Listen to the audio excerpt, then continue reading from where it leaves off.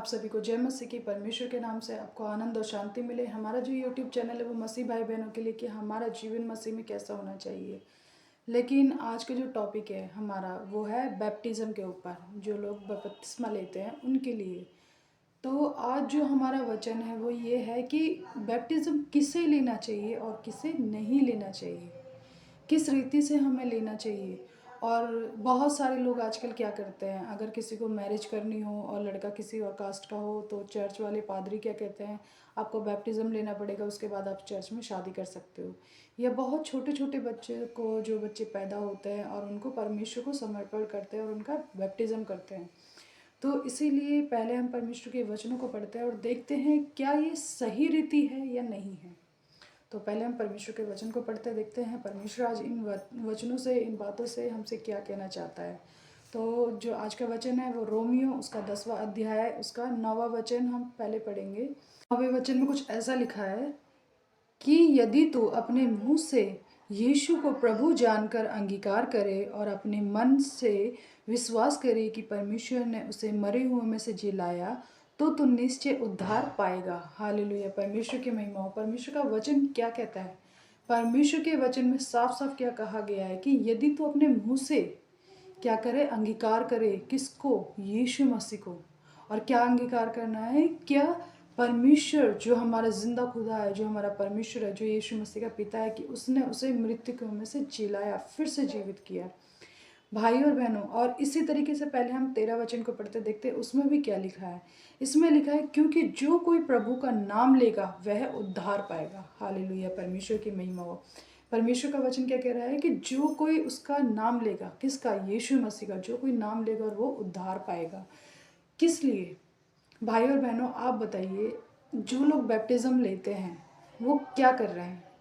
एक छोटा बच्चा जो कुछ नहीं जानता, जो अभी पैदा हुआ है, उसको हम परमेश्वर को समर्पण करते हैं। वो वाली बातें अच्छी है क्योंकि परमेश्वर कहता है उस चीज़ के लिए कि तुम अपना भेंट, जिस तरीके से अगर आप आगे की अय्यूब की कहानी पढ़ी हो और उनके विश्वास को जिस तरीके से परखा जा रहा था, वो एक अच्छी चीज़ है कि आप परमेश्वर को अपने बच्चे को सौंप रहे हो। लेकिन प्रॉब्लम ये है कि बैप्टिज्म जो हम यीशु मसीह के नाम से जो बपतिस्मा लेते हैं, जो पानी से लिया जाता है, तो क्या वो बच्चे का लेना सही है या नहीं है? जो बच्चा कुछ नहीं जानता क्या यीशु मसीह कौन है, किसने हमारा उद्धार किया, जो अपने मुंह से अंगीकार नहीं कर सकता, हो सकता उस बच्चे को आज आप परमेश्वर को समर्पण कर रहे हैं, लेकिन उसके बाद जब वो बच्चा बड़ा होता है तो उसके बाद क्या होता है कि वो बच्चा भूल जाता है कि हम किस रास्ते पे चलें, किस रास्ते पे नहीं चलें, और उसका जीवन बदलता जाता है। हो सकता है वो आगे जाके यीशु मसीह में चले, हो सकता है कि वो कोई और रास्ता चुन ले। तो भाई और बहनों, इसलिए मुझे ऐसा लगता है, बाइबल नहीं कहती इस चीज़ के लिए, बट मुझे ऐसा लगता है कि छोटे जो नन्हे बच्चे होते हैं उनका बैप्टिज्म नहीं करना चाहिए। क्योंकि परमेश्वर का वचन क्या कहता है कि हम अपने मुंह से भी तो अंगीकार करें उस चीज़ का, और लोग नहीं करते। उसी तरीके से भाई और बहनों, बहुत सारी जगह ऐसा होता है कि तुम जब किसी से मैरिज करते हो तो लड़का किसी और कास्ट का होता है, लेकिन आप लव मैरिज करते हो तो ये कहते हो कि भाई आपको बैप्टिज्म लेना पड़ेगा, तब आपकी मैरिज हो सकती है, तब आपकी शादी हो सकती है, क्योंकि डॉक्यूमेंट्स लगता है। लेकिन भाई और बहनों, जब वो बेटा या वो बेटी जब शादी करती है और बैप्टिज्म आपके कहने से वो ले ले, क्या उसका कोई बेनिफिट है? जब तक वो अपने मन से, अपने जीवन से यीशु मसीह को अपना उद्धारकर्ता ना चुने। आज वो मैरिज करने के लिए तो बैप्टिज्म ले ले, बट उनका जीवन वैसा ही रहे तो उस बैप्टिज्म का क्या फ़ायदा? बल्कि उसका लेखा भी परमेश्वर आपसे ही लेगा, क्योंकि वो गलत है। तो भाई और बहनों, मेरा जो आज का ये टॉपिक था, मेरा ये टॉपिक सिर्फ बैप्टिज्म के ऊपर था।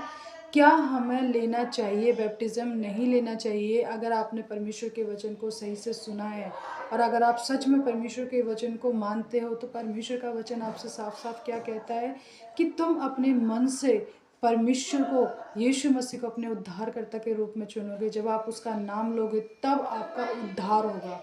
और भाई और बहनों, ऐसे लोग भी बैप्टिज्म ना लें जो अपने जीवन को बदल नहीं सकते। आज आप बैप्टिज्म ले रहे हो, और बैप्टिज्म का मतलब क्या है कि आपने अपना पुराना जीवन त्याग दिया है, पूरा जीवन त्याग दिया आपने, वो बुराइयाँ, वो कलेश, वो लड़ाई झगड़े, और आपने बैप्टिज्म लिया और आज से परमेश्वर आपको नया करने जा रहा है। पुरानी बातें सारी बीत चुकी है।